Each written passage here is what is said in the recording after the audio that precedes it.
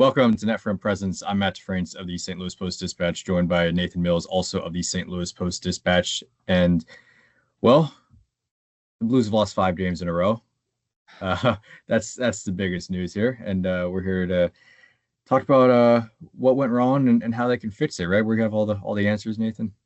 Oh man, I wish we had the answers. If we had the answers, I think we'd both be getting paid a lot more than we are. Yeah. I don't think we have the answers, but we can try. We can try it. We can try it. So I think we can start with the Blues defense, right? That's been the biggest, I think, topic of conversation early on this season, just with how many goals they've surrendered. And it's a lot. I mean, during this 5-game losing streak, been outscored 26-14. In the 10 games overall, they've allowed 44 goals, which is the first time that the Blues have allowed 44 goals in the first 10 games since 1981. So, Yeah. And really, that was a different era of hockey when you think about how offensive the game was back then, and how, I guess, offensive. I was getting ready to make the same joke. I'm so glad you did. Yeah. So, Nathan, what are just your overall thoughts on the way the Blues have defended so far? Well, so at first it felt kind of like just kind of slow getting together, right? You expect maybe some of that at the beginning of the season, but we're 10 games in now, and there's no chemistry. There's no, they're not very physical. They're not very quick to get back on defense. The transition has been a problem. There's no real aggression, at the net front.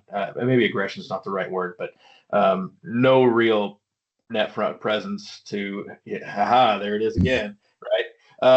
To help out Bennington and Hofer. And so, a lot of the discourse has been about those two guys, but, the Blues aren't doing them any favors in front of them with their defense now. Yeah, I think my kind of tone around the defense has shifted recently. Before I was thinking they were just getting, goaltending was getting had by deflections and tips and really saves that they didn't have much of a chance on. And once you figure, all right, well, they've given up some bad goals. Yes, that's absolutely been true. But you take these tips and deflections away, and what do the numbers look like? But now, the way that Jim Montgomery talked about it the other night, he was saying, yeah, I mean, they're getting tips and deflections because we're not tying up sticks at the net front. Like, they're not defending hard enough in those areas, and they have guys that are available to get a stick on a puck. They're not tied up. They're not having a body put on them. So I think that's changed kind of the way that I've looked at the way that they've defended so far. And then the other part that Jim Montgomery mentioned was that it's kind of a different thing that's happens every game for their defense.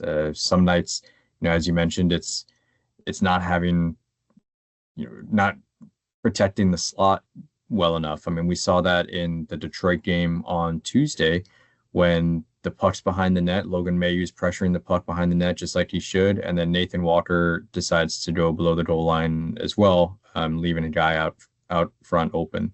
That's just a breakdown that shouldn't happen, and particularly surprising because of how good the Blues were defensively last year. Legitimately one of the best defensive teams in the league once Jim Montgomery took over. And to see them go from that foundation of defensive hockey and that identity of hard checking, sacrificial hockey to go to this has been quite a turnaround.